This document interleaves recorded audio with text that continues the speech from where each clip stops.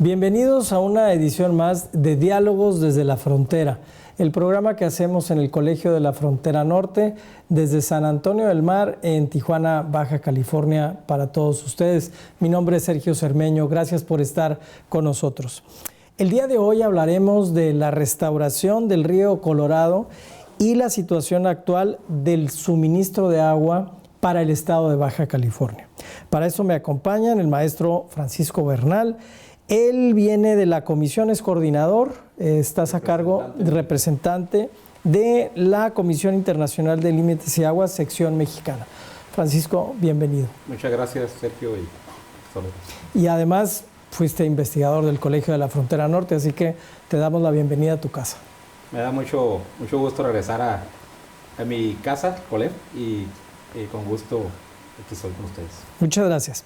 También está con nosotros el doctor Carlos de la Parra. Él es profesor investigador del Colegio de la Frontera Norte y actualmente director de Ecoparque. Ya nos platicarás, Carlos, qué es Ecoparque. Gracias por estar con nosotros. Muchas gracias por la invitación. Encantado de estar aquí. Gracias. Bien, maestro Francisco Bernal, brevemente, ¿cómo es que se regula el suministro del agua que viene de Estados Unidos, en particular del río Colorado, que viene desde Las Rocallosas? Bueno, como muchos de ustedes deben saber, el río Colorado es uno de los ríos más controlados del mundo. Tiene un complejo sistema de presas y de acuerdos entre los estados, entre los países México y Estados Unidos para regular las aguas que se entregan a los 7 estados usuarios, que son 7 estados de la Unión Americana, y la parte de México establecida en un tratado que se firmó en 1944, que asigna agua para usos en México, para los estados de Baja California principalmente, y una parte de Sonora. Carlos, ¿nos puedes compartir brevemente? El agua que se destina a México es para todos los usos, pero hubo un momento muy importante para el río Colorado que se destinó agua para su restauración. Platícanos, por favor, de eso. En efecto, esto es un acuerdo conocido como el Acta 319, es decir, en el marco del tratado hay 319 actas, ahora ya 320 actas que se han firmado entre México y Estados Unidos. En esta en particular se reconoce que esta historia que platica Francisco de cómo se regula el agua a lo largo de ya más de 70 años, en este sistema complejo de presas, se regula el agua para todos los usos, pero al río no le tocaba nada. Hay tanta capacidad de almacenar agua en las presas de Estados Unidos que el volumen, si estuvieran llenas las presas, aguantarían 4 años de consumo o 4 años de entrega de agua. Y el río, el delta del río particularmente, se fue quedando seco. En marzo de 2014 a mayo de 2014, durante casi 60 días, fluyó lo que denominamos el flujo pulso, un flujo de inundación, producto de un acuerdo en donde Estados Unidos y México platicaron de los nuevos tiempos del río.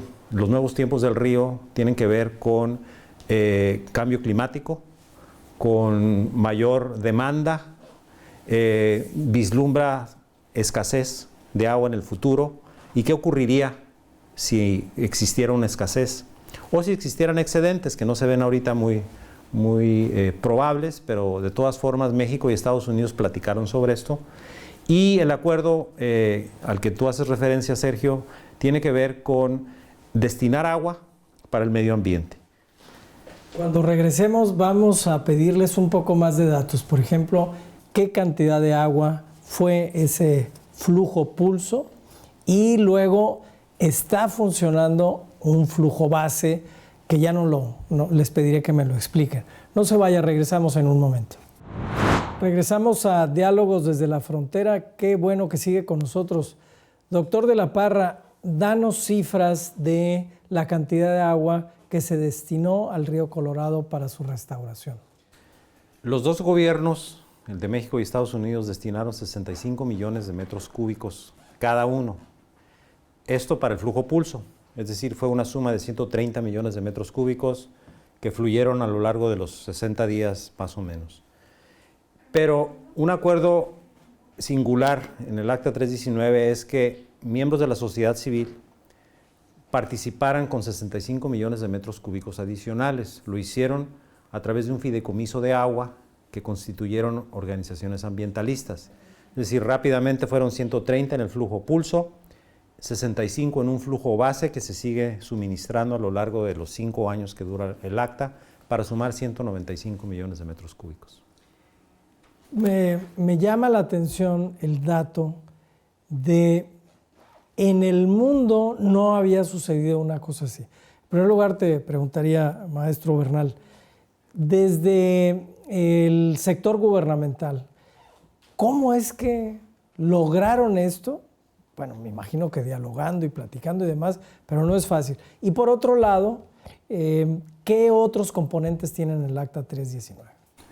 Bueno, sí, en principio la respuesta a tu primera pregunta es que no fue fácil, fue una gran negociación entre los dos gobiernos, junto con la participación de las ONGs, como lo mencionó Carlos de la Parra. Se establecieron compromisos para llevar a cabo esta derivación de flujos ambientales. Adicionalmente, el acta es un acta que incluye aspectos que tienen que ver con la prevención a futuro de una posible escasez de agua en la cuenca. Firmamos un acuerdo interino de 5 años entre los dos gobiernos para revisar algunos criterios a incluir que pudieran dar la seguridad a los usuarios de la cuenca de poder responder a una situación crítica dada la condición de sequía que se había venido presentando desde el 2000 hasta el 2012 en que se firmó el acta. Y el acta además incluyó una serie de proyectos, inversiones conjuntas, inversiones tanto en proyectos ambientales de restauración, que son precisamente parte de lo que se estaría beneficiando con estos flujos ambientales, y también un paquete de inversiones para conservación de agua en el distrito de riego 014. Esta agua que está corriendo en este momento, ¿está canalizándose a áreas específicas? ¿Cuál es la razón? ¿Qué objetivo tiene? Hay varios sitios que fueron restaurados. La lógica del flujo de agua para el ambiente fue replicar, reproducir un fenómeno natural que se da en ríos. El flujo de inundación que ocasionalmente se provoca en un río por circunstancias de los ciclos meteorológicos, hace que el río transporte semilla y humedezca más semilla para que germine. Ese es el flujo pulso, eso fue lo que se logró con el flujo pulso. El flujo base que ahora se está suministrando, se suministra a los sitios en donde ya hubo germinación de plantas y se busca el mantener esta vegetación para que realmente el río Colorado recupere la vegetación nativa natural de él.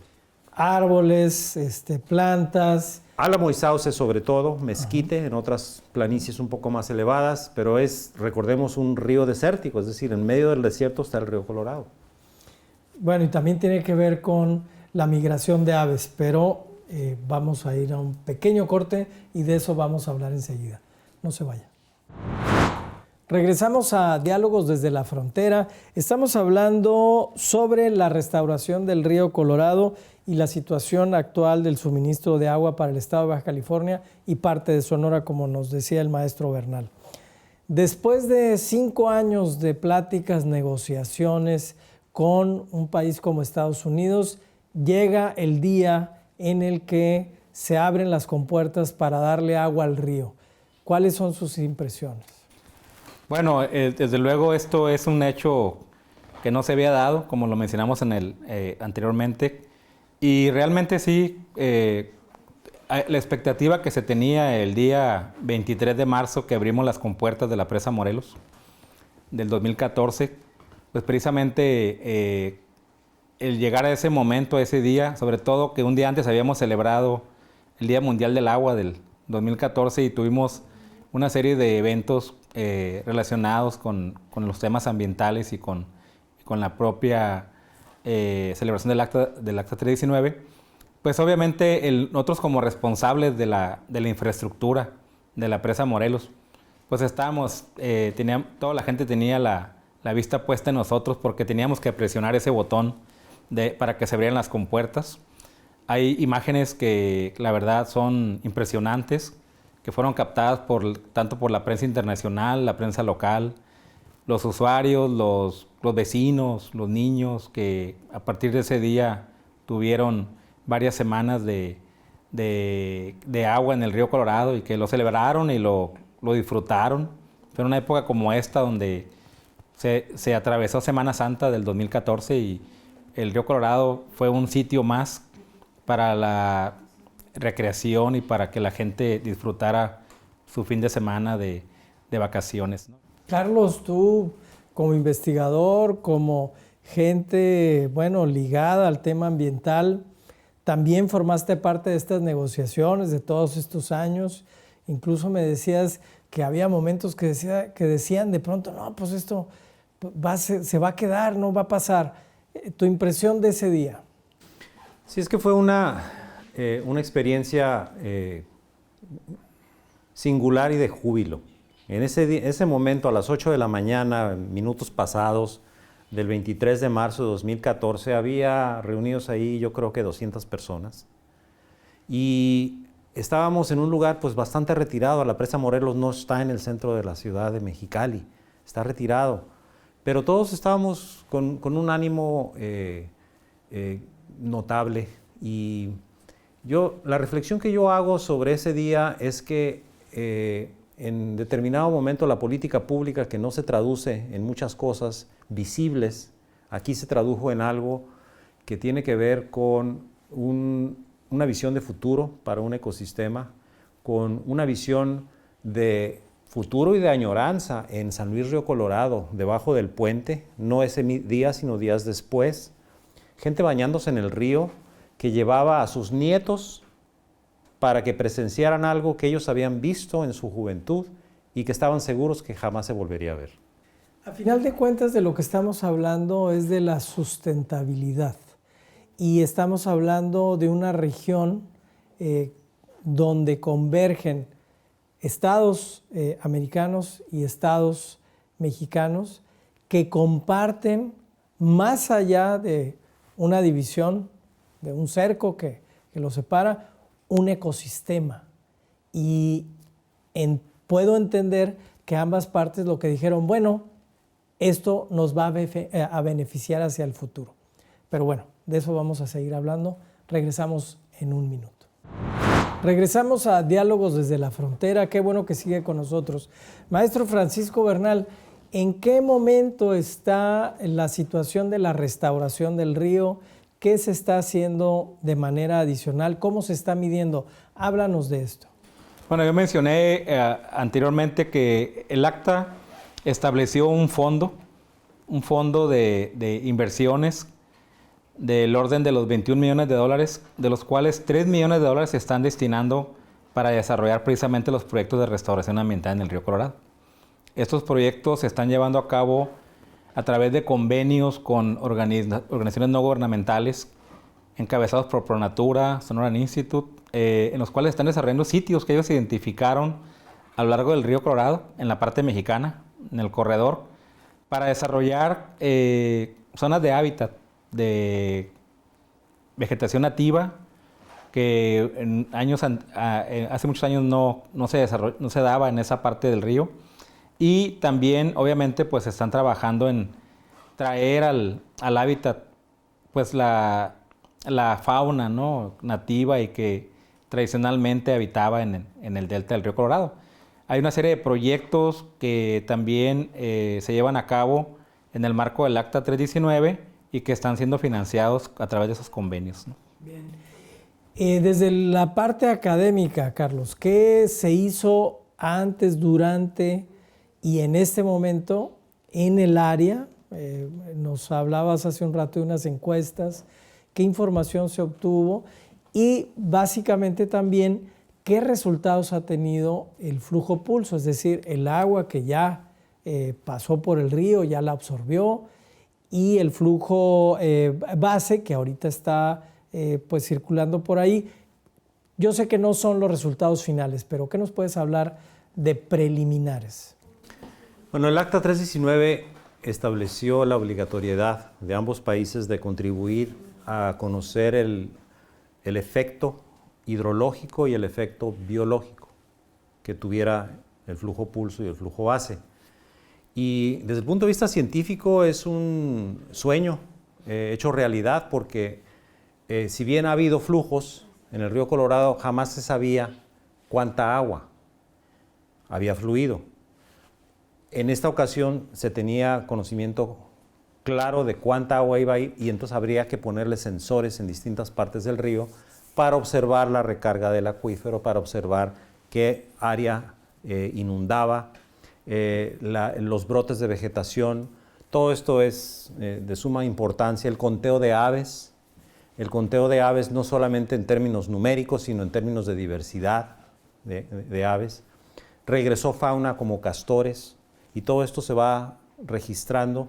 Y luego hay una componente ahí que en efecto hicimos aquí desde el Colegio de la Frontera Norte, que no estaba contemplado en el Acta 319, es decir, no había recursos para hacer una evaluación social, porque también hay que decirlo que el impacto social de una comunidad como San Luis Río Colorado se vio bastante influenciada. Hicimos nosotros 700 encuestas en donde la gente habla del río como recurso, del río como recurso recreativo, del río como añoranza. Y aparte de eso, vemos con muy buenos ojos toda la inversión que no se dice abiertamente, pero hay una enorme cantidad de inversión en ciencia que se distribuye en la región. Es decir, la restauración del río Colorado es un fenómeno ambiental, es un fenómeno social y es un fenómeno económico también, porque la gente se está dando cuenta que hay ahí un sitio de recreo y se vuelve a relacionar con un río que ya, para términos prácticos, ya no existía, ¿no? Exactamente, estaba totalmente seco, era como parte del desierto. Y entonces, digamos que podemos hablar de que se tuvo ahí un laboratorio de cientos de hectáreas. O sea, un sueño hecho realidad para un científico social. Así es, sí. Y el resultado en términos de restauración es centenares de hectáreas, 200, 300 hectáreas, no recuerdo la cifra, pero ya estamos en centenares de hectáreas restauradas en hábitat natural que existía desde el siglo no pasado, sino antepasado. Antepasado, correcto. Y tenemos todavía recursos para incrementar estos sitios en términos de lo que se propuso antes de la firma del Acta 319, y estamos tratando de terminar esto en 2017, ¿no? Correcto, pues ya estaremos en 2017 evaluándolo. Hay fotografías que seguramente ustedes conocen, donde el caudal del río, desde el Golfo de Santa Clara hasta acá arriba, cerca de Yuma, Arizona, barcos, ¿no? Bueno, a lo largo de los años, pues tenemos un río seco, pero con esta gran cosa está volviendo a la vida. Pero bueno, regresamos a nuestro último bloque, no se vayan. Regresamos a Diálogos desde la Frontera. Qué bueno que sigue con nosotros. Estamos cerrando nuestro programa. Maestro Francisco Bernal, se habla de sequía, de cambio climático, particularmente en California, Estados Unidos. ¿Qué se está haciendo? ¿Cuál es la proyección que tenemos a mediano y largo plazo con respecto del agua? Bueno, precisamente el resultado de tener un acta como la 319 fue previendo tener una administración de la cuenca de manera binacional para enfrentar posibles escasez en el río Colorado. Esto lo comento porque esto no es algo nuevo. La sequía de California, la sequía de la cuenca del río Colorado, que hay que separarlo, no es lo mismo. El estado de California en los últimos 5 años ha enfrentado una sequía prácticamente que los llevó a tomar decisiones muy drásticas para poder utilizar los escasos recursos que tenían. Este año con el Niño hemos visto algunas posibles regreso de algunos embalses que han recuperado pero no es el fin de la sequía. Por otra parte, la cuenca del río Colorado Pues ha traído desde el 2000 una sequía de ya prácticamente 16 años. Estamos trabajando a través de un grupo de hidrología que es parte también del Acta 319, donde se revisan de manera permanente pronósticos, se modela hacia el futuro escenarios de cómo vamos a estar en los próximos años. Y no es algo que esté muy fácil, pero bueno, tenemos que revisar todas estas implicaciones que se están dando actualmente por cambio climático, como lo mencionas, por los mismos consumos en la cuenca, por la condición de la precipitación, de la capa de nieve que pues ha variado en los últimos años. Bueno, y yo creo que la reflexión es en el sentido de que pues todos como usuarios tenemos que preservar el recurso, tenemos que hacer lo que esté a nuestro alcance. Como gobierno tenemos que promover los programas de conservación de agua, los programas de eficiencia, principalmente en los distritos de riego, la generación de nuevas fuentes de agua como las desaladoras, como el reuso de las aguas de las plantas de tratamiento, que en Tijuana, Mexicali tenemos recursos bastante considerables. Y eso es lo que prácticamente estamos tratando de incluir en los nuevos proyectos que estamos llevando a cabo de manera binacional para el futuro de las negociaciones y para el futuro de la región. Muy bien, Carlos, desde el punto de vista de la ciencia, ¿qué aporte da la ciencia, lo que tú haces en el Colegio de la Frontera Norte, para el mejor aprovechamiento del recurso? Es curioso porque en la negociación del Acta 319 se había generado ya una polarización, porque el tema del agua es muy político y las advertencias de no perderle terreno a la negociación con Estados Unidos, podría uno imaginarse la reacción espejo en Estados Unidos de no perderle terreno a México.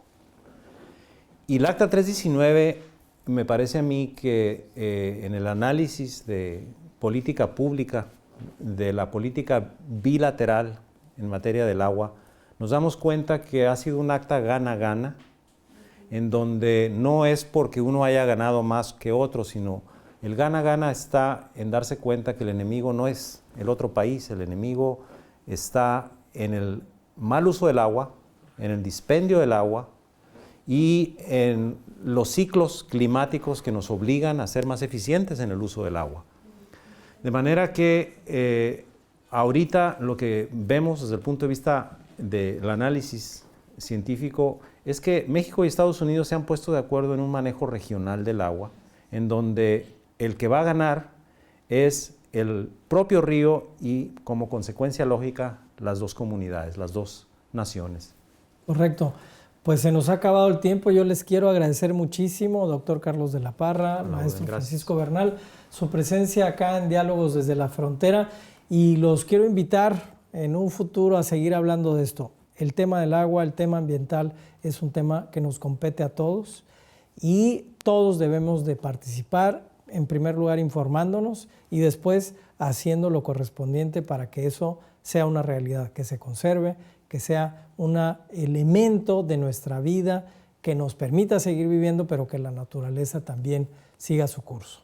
Mil gracias, mil gracias. Gracias a ustedes los esperamos en el próximo programa de Diálogos desde la Frontera, mismo canal, misma hora. Hasta entonces.